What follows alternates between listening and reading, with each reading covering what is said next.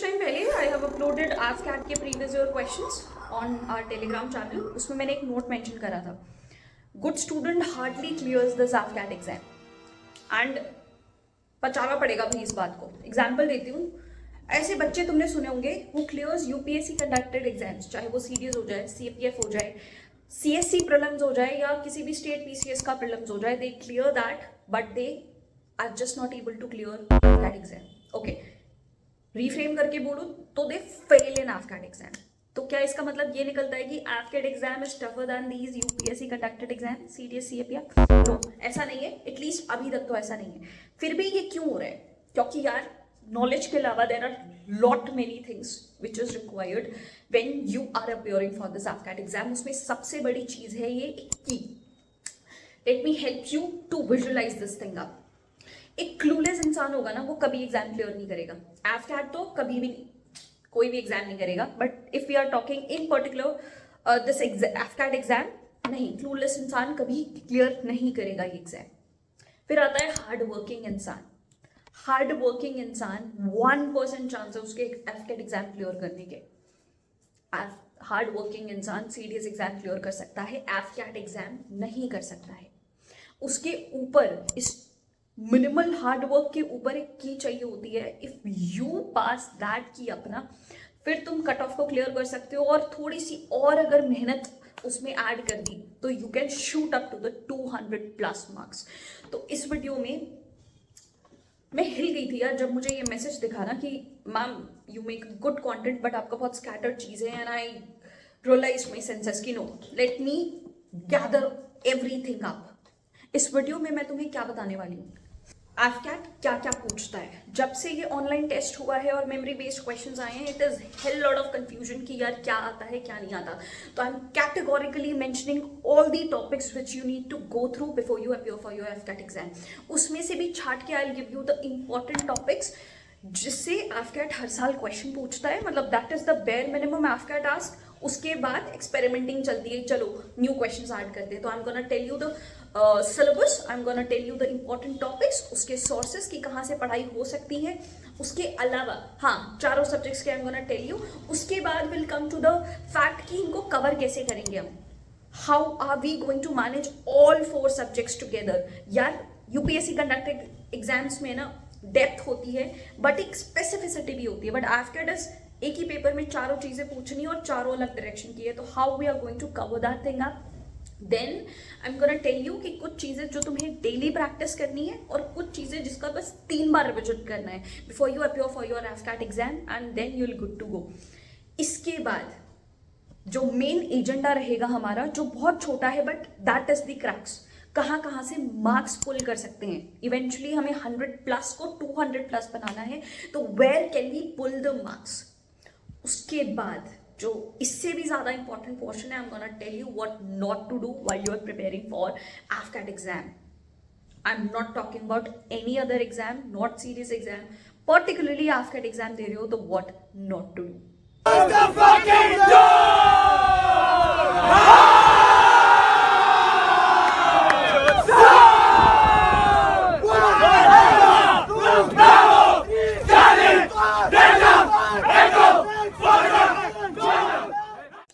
AFCAT की अभी मैं देने वाली हूँ, बट उससे पहले ताले को समझो। ताला हमारा 4 कॉम्बिनेशन में है, इंग्लिश, जीके, मैथ्स और रीजनिंग। चाबी देने से पहले ताले को थोड़ा अच्छे से समझो। Starting with English, 25 to 30 questions आते हैं इंग्लिश में, और वो इस सीक्वेंस में होते हैं। वोकैबुलरी से सिनोनिम्स आ सकते हैं, एंटोनिम्स आ सकते हैं, ओके। वन वर्ड सब्स्टिट्यूशन आ सकता है कि यार एक स्टेटमेंट दे दिया जाता है, उसका निचोड़ एक शब्द में बताओ। There are questions from direct, indirect, active, passive. Spotting error में पूरा ग्रामर, noun pronoun, खासकर टेंसेस, ये पोर्शन। PQRS आ रहा है, हालांकि पहले ये सीरियस का नीश हुआ करता था, but AFCAT is now upgrading. Comprehension, passage आता है, इडियम्स आते हैं, स्पेलिंग्स आते हैं, verbal, analogy, whatever you say, and then grammar related questions, या तो in the format of cloze test, fill in the blanks, ऐसे करके आ सकता है। ठीक है, अब इसको पढ़ा कैसे जा सकता है? SP बख्शी से लगा दो, पूरी हो जाएगी। ठीक है, वर्बल एनालॉजी के लिए RS Agarwal is the good book, आप रेफर कर सकते हो। आई एम थिंकिंग समथिंग कि यार मैं तुम्हें ना चेकलिस्ट प्रोवाइड करने वाली हूँ। इससे पहले मैंने जब डिस्ट्रक्टर AFCAT बैच लॉन्च करा था, उसी के साथ मैंने एक प्लानर तुम्हें दिया था जिसमें मैंने टॉपिक वाइज डेट के साथ मेंशन किया हुआ था कि हर मिनी टॉपिक को किस दिन रिवाइज करना है। उसी दिन I was also preparing my lectures and I was giving you questions, है ना। बट अब उसमें प्रॉब्लम क्या हुई, प्रॉब्लम ये हुई कि अगर तुम्हारी वो डेट मिस हो जाती है तो चीजें हो जाती है एक्यूमुलेट, क्योंकि भाई सिलेबस है तो वास्ट। अब तुम देखो ताले का कॉम्बिनेशन 4 से बना हुआ है, तो there are so many things to go through, revision भी करना है। तो एक दिन मिस होने से दूसरे दिन पे लोड बहुत ज्यादा बढ़ जाता है। और ऐसा तो होता नहीं है तुम एक दिन मिस करोगे तो Newton's first law of motion की वजह से दूसरा भी मिस करते हो, तीसरा भी मिस करते हो, and then this accumulation compounds. इसकी वजह से तुम पूरा ही फेल कर जाते हो, कोलैप्स कर जाते हो। तो इस बार मैंने सोचा है कि इसको थोड़ा सा रीफ्रेम करते हैं। चेकलिस्ट दूंगी मैं तुम्हें बिना डेट के, फिर तुम 10 दिन में एक टॉपिक करो या एक दिन में 10 टॉपिक करो। We will just take that thing out. एक और चीज सोचिए, आगे जाके बताऊंगी। अच्छा, पहले सिलेबस गो थ्रू कर लें, उसके बाद वापस से आएंगे कि इसको कवर कैसे करना है। ठीक है, समझो जीके की बात करते हैं। भाई जीके में आते हैं 20 से 25 क्वेश्चन, और ये एक कुआं है, बहुत गहरा कुआं, जहां पे मैक्सिमम कैंडिडेट्स गिर जाते हैं, they are just not able to come out of this. ये जो टॉपिक्स मैंने यहाँ पे लिखे हैं ना, ये प्रीमियम टॉपिक्स हैं।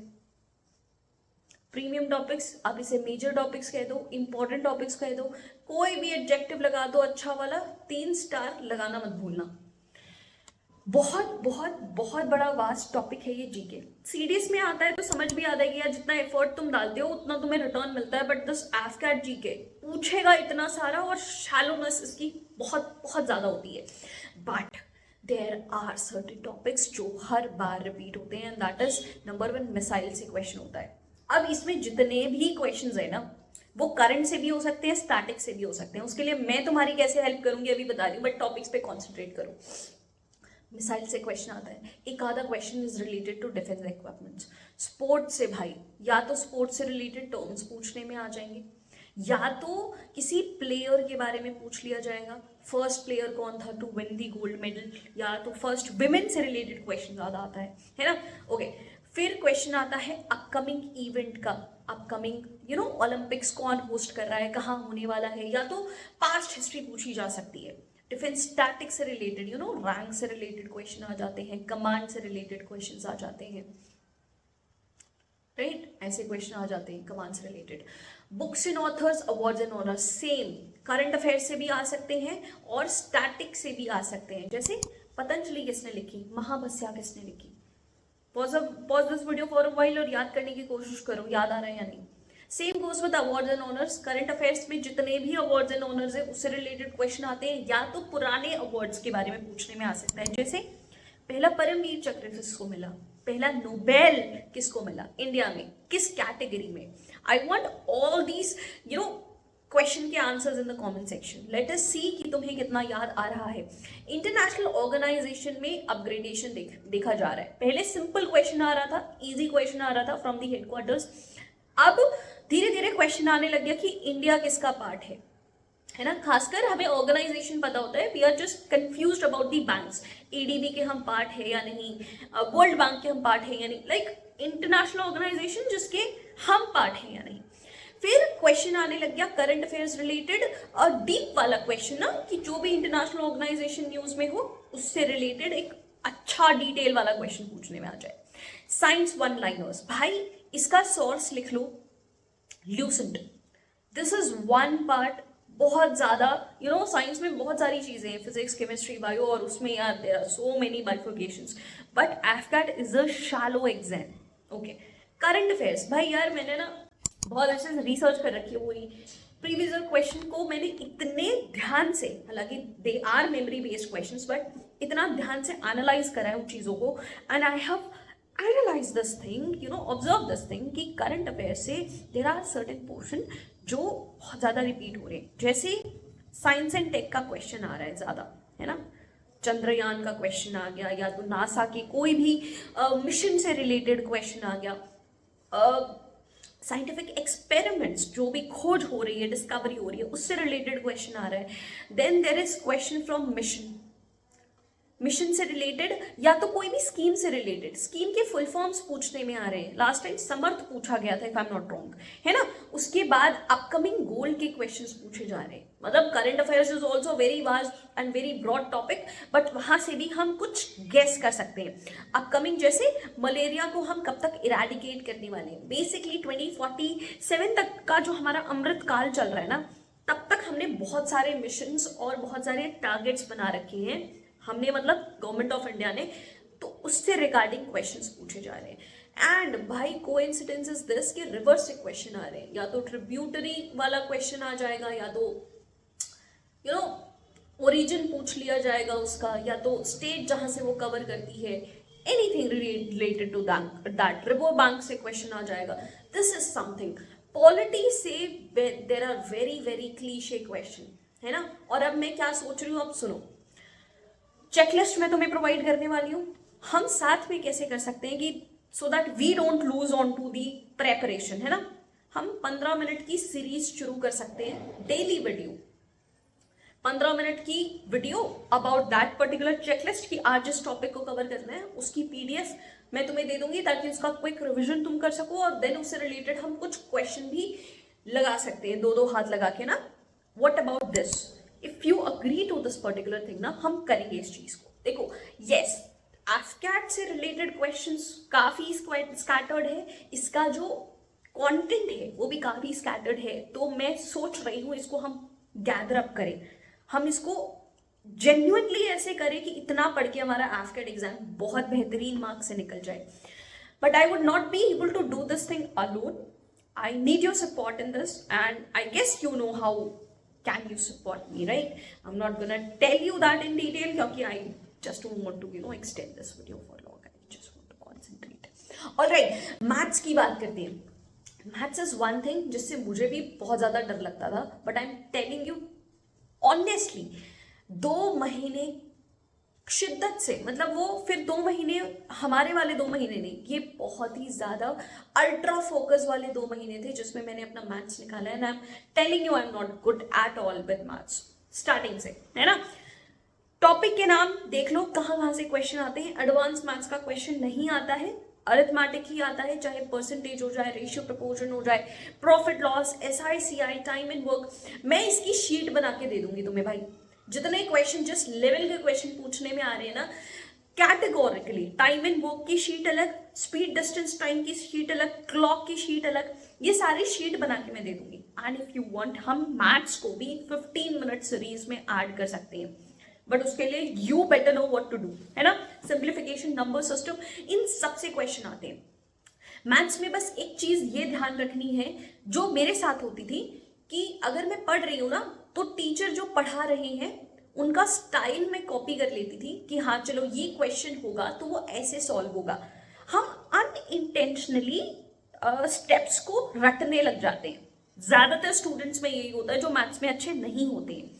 तो what we have to do is कि इसे ओपन माइंडेडली हमें सॉल्व करना होगा, फोकस लगा के, इंटेंशन के साथ कि हम स्टेप्स को ना रटे। क्योंकि होता क्या है, क्वेश्चन इजी होते हैं बट अपसाइड डाउन लैंग्वेज हो जाती है, एंड हम बस स्टेप्स को आगे बढ़ाते जाते हैं और क्वेश्चन गलत हो जाता है। तो मैथ्स इज डूएबल। इसकी 2 चीजें कर सकते हैं, एक तो मैं शीट बना के तुम्हें दे दूं क्वेश्चंस की, तो तुम प्रैक्टिस कर पाओ, तुम्हें एक अच्छा सोर्स मिल सके कि ओके दिस मेनी क्वेश्चंस हो गए, now you are good to go for your AFCAT exam. And secondly the 15 minute series. Okay, reasoning पे आते हैं। रीजनिंग में there are hell lot of topics. एक बात सुनो, रीजनिंग इजी होती है और जब तुम सॉल्व करोगे यू विल फील कि it is waste of time, इससे अच्छा मैं थोड़ा जीके पढ़ लूं। Don't do that. रीजनिंग में भाई तुम्हारी एनालिटिकल एबिलिटीज देखी जाती है ना। तुम जब घर पे शांति से बैठ के रीजनिंग प्रैक्टिस करते हो it will be easy, but जब तुम एग्जाम प्रेशर झेलते हो, है ना, अगेंस्ट टाइम तुम क्वेश्चन सॉल्व करते हो, तो वो लॉजिक्स को मिस कर जाते हो, बीच में सिली मिस्टेक कर जाते हो। और दिस इज द रीजन कि नेगेटिव मार्किंग आप देखोगे तो सबसे ज्यादा रीजनिंग में होती है, फॉलोड बाय इंग्लिश। इंग्लिश में भी नेगेटिव मार्किंग ज्यादा होती है क्योंकि हम ऐसा सोचते हैं कि ये सुनने में अच्छा लगता है तो ये होगा, बट ऑल टुगेदर वो वैसी चीज होती नहीं है। तो we have to go through the grammar rules, है ना। सबसे ज्यादा नेगेटिव रीजनिंग में होती है। अच्छा, यहाँ पे मैंने सारे टॉपिक के नाम लिखे हैं जो पूछे जा रहे हैं। Calendar is the new thing which is added, जिसके क्वेश्चंस आते हैं, है ना, ये सारे पढ़ लो। इस प्रैक्टिस कहाँ से करोगे? RS अग्रवाल से प्रैक्टिस करोगे। क्या करना है? चेकलिस्ट में जैसे आज डॉट एनालिसिस है, सारे क्वेश्चन लगा दो RS अग्रवाल के। कैसे लगाओगे? पहले तो जब तक तुम इसको क्रैक नहीं कर जाते ना, जैसे तुम्हें अच्छे से डॉट एनालिसिस आ चुका है, उसके बाद तुम्हें क्या करना है, जब तुम्हें वेस्ट ऑफ टाइम लगने लगे, टीवी के सामने बैठ के, लाउड म्यूजिक के सामने बैठ के ये क्वेश्चंस को सॉल्व करो, या जब तुम बहुत टेंशन में हो या भाग दौड़ कर रहे हो तब इसको सॉल्व करो, सो दैट यू सिमुलेट कि जब एग्जाम प्रेशर होगा तब तुम्हारा दिमाग कैसे वायर्ड अप होता है। कभी कभी हम कॉन्सेंट्रेट नहीं कर पाते हैं और इसलिए रीजनिंग के क्वेश्चन गलत हो जाते हैं। तो व्हाट इज रिक्वायर्ड इज कि शांति से, एक बार तुम क्रैक कर लिया ना कि ये टॉपिक ऐसे सॉल्व होगा, उसके बाद जब एग्जाम का प्रेशर हो ना दिमाग पे, या किसी भी चीज का प्रेशर हो, तब रीजनिंग के क्वेश्चन को सॉल्व करो। That will help you more. समझ आ गई बात? All right. अब क्वेश्चन आता है कि भाई इनको कवर कैसे किया जाएगा। ये जो कॉम्बिनेशन के लॉग्स हम समझ चुके हैं, इतने ही टॉपिक्स आते हैं, सोर्सेस भी बता रही हूं मैं आपको, प्रोवाइड भी कर रही हूं। कवर कैसे करेंगे? देखो, दो चीज होती है, कुछ चीजें तुम्हें डेली करनी पड़ेगी और कुछ चीजें 3 बार रिवाइज करके चले जाओगे, हो जाएगा। सबसे पहले इज इंग्लिश। इंग्लिश भाई, मैंने ग्रामर वाला पोर्शन SP बख्शी से कर लोगे, या तो कोई भी वीडियो देख लोगे कि टॉप 10, टॉप 20, टॉप 50, 100 रूल्स, जो हो जाएगा उससे। But when it comes to passage, when it comes to comprehension, when it comes to saving time in English, थोड़ा टाइम कंस्ट्रेंट होता है इंग्लिश में, तो इसके लिए तुम्हें अपने दिमाग को इंग्लिश के लिए वायर करना पड़ेगा। जब तुम इंग्लिश पढ़ना शुरू करोगे ना धीरे धीरे, तो समझ आएगा कि हाँ भाई, इंग्लिश की अंडरस्टैंडिंग डेवलप करना जरूरी है।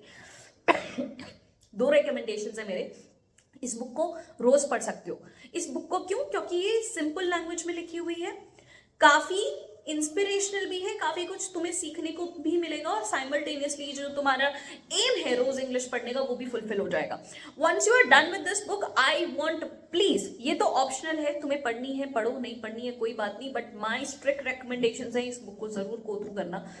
लेकिन ये 12th क्लास की बुक है, जिसमें एक अच्छा लेवल है ना, एक एट वन टाइम बहुत अच्छे से इंग्लिश समझ में नहीं आती है ना, and same happens in the comprehension as well, same happens when you solve fill in the blanks as well। समझ ही नहीं आता है यार कि मतलब कॉम्प्रीहेंड कैसे करें इस चीजों को, PQRS वाले क्वेश्चन, इसमें तुम्हें इंग्लिश की अंडरस्टैंडिंग डेवलप करनी होगी। तो आई वांट कि इन बुक्स को तुम पढ़ो। एंड भाई हाँ, इस बात पे आते हैं, आइंस्टाइन ने कहा है कि अगर तुम कोई चीज को समझा नहीं सकते हो ना, दैट मीन्स तुम्हें वो चीज खुद समझ में नहीं आई है। और वीडियो को पॉज करो, इसकी डेप्थ को समझो।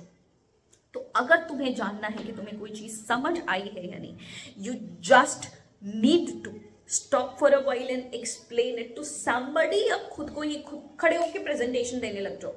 तो ये जो फ्लेमिंगो वाली बुक मैंने रेकमेंड करी, उसका पैराग्राफ पढ़ो, उसका चैप्टर पढ़ो, stand up and explain this thing.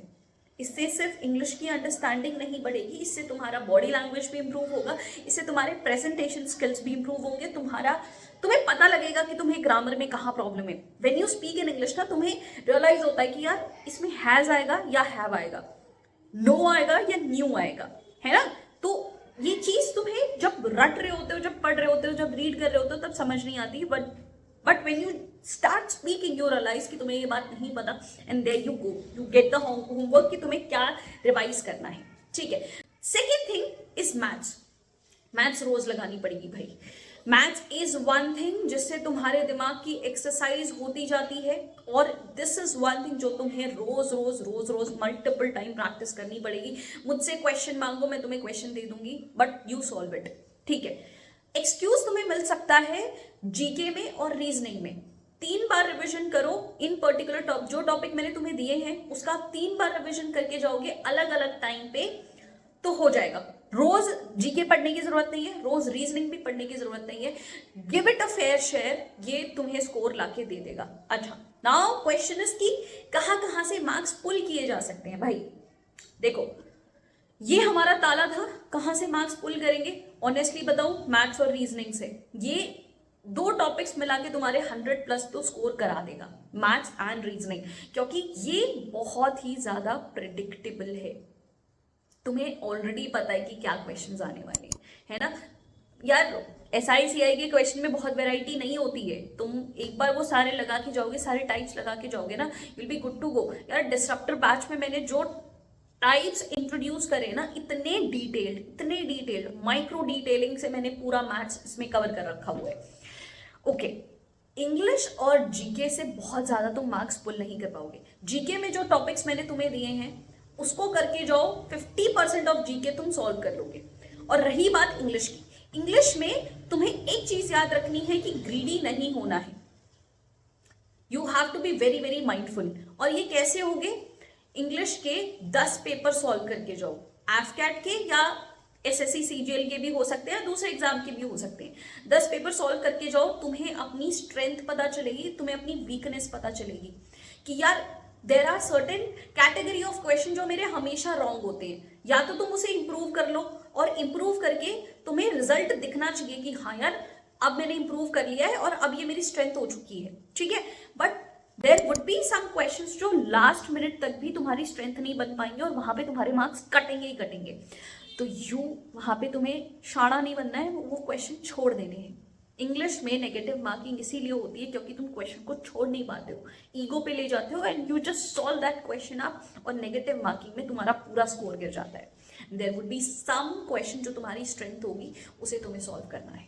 Okay, किस सीक्वेंस में तुम्हें पेपर को सॉल्व करना चाहिए? सबसे पहले सॉल्व करो तुम मैथ्स को, क्योंकि उसमें दिमाग लगेगा। उसके बाद तुम सॉल्व करो रीजनिंग को, ठीक है। अच्छा, ज्यादा टाइम वेस्ट नहीं करना है। इसके बाद तुम सॉल्व करो इंग्लिश को, और उसके लास्ट में सॉल्व करो जीके को। तुम उल्टा करते हो, पहले जीके सॉल्व करने लग जाते हो, और उसमें जो 1 लाइनर क्वेश्चन होता है यार जीके में ना, it is crystal clear. 2 second question पढ़ने में लगते हैं और पता लग जाता है कि ये क्वेश्चन या तो मुझे आता है या तो नहीं आता है। चलो, कुछ कंफ्यूजन की वजह से 30 सेकेंड्स लग सकते हैं, but not more than that. लेकिन हम एक क्वेश्चन के पीछे 1 या 2 मिनट का टाइम स्पेयर कर देते हैं, और लास्ट में जहां पे मैथ्स और रीजनिंग में टाइम चाहिए होता है तुम्हारे पास टाइम ही नहीं होता, फिर जल्दी जल्दी में गलत कर देते हो। तो भाई जीके को लास्ट में रखो, क्योंकि इट इज क्रिस्टल क्लियर, या तो तुम्हें क्वेश्चन आता होगा या तो नहीं आता होगा। ऑलराइट, नेक्स्ट सुनो, व्हाट नॉट टू डू।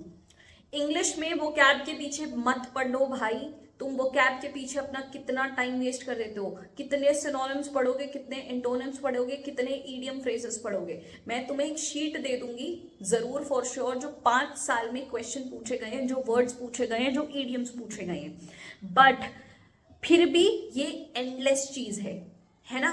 इसकी प्रेडिक्टेबिलिटी, इसका ROI सबसे ज्यादा लीस्ट है। तो अगर वो कैब लास्ट मिनट पे तुम पहुंच चुके हो, छोड़ दो इस क्वेश्चन को, छोड़ दो, जितने आते हैं करो, अदरवाइज लीव इट।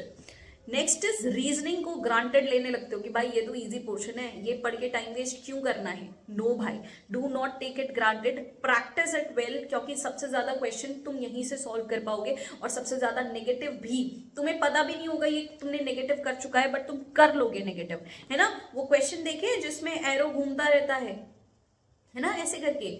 बस एग्जाम प्रेशर और पैनिक और एंजाइटी के मारे तुम छोटी सी सिली मिस्टेक कर देते हो, और you and up having negative marks. तुम्हारी थ्योरी कोई नहीं सुनता एग्जाम में कि तुमने क्या लॉजिक लगाया, अल्टीमेटली आंसर सही है या गलत है, दैट काउंट्स, राइट। ठीक है, तो रीजनिंग को ग्रांटेड मत लो, टॉपिक को समझो कि वो सॉल्व कैसे होगा, और फिर सिमुलेशन प्रैक्टिस करो। जब स्ट्रेस में हो तब रीजनिंग को प्रैक्टिस करो, ताकि तुम्हारा दिमाग उसके लिए तैयार हो सके। जीके में जितनी मेहनत करोगे उतना पे ऑफ नहीं होगा। जितने मैंने टॉपिक्स बताए हैं उनको गो थ्रू करो।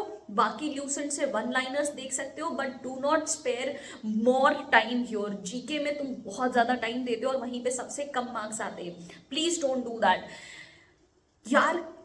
की इज तुम्हें हैंडल करना आना चाहिए, तुम्हें अपने ईगो से डिटैच होना आना चाहिए। मेरी बहन है, ठीक है, उसकी क्लास में ट्विंस थी, है ना। उसकी मम्मी भी बहुत एजुकेटेड थी, तो वो हमेशा चाहती थी कि मेरी बेटी वो हमेशा बोलती थी कि यार मेरी बेटी है ना, बुक का कवर शुरू करती, मतलब बुक के कवर से शुरू करती है और बुक के कवर पे ही खत्म करती है, उसे सब पता पूरे बुक में, है ना। और वहीं पे मेरी बहन बहुत ज्यादा है ना स्मार्ट वर्क करती थी।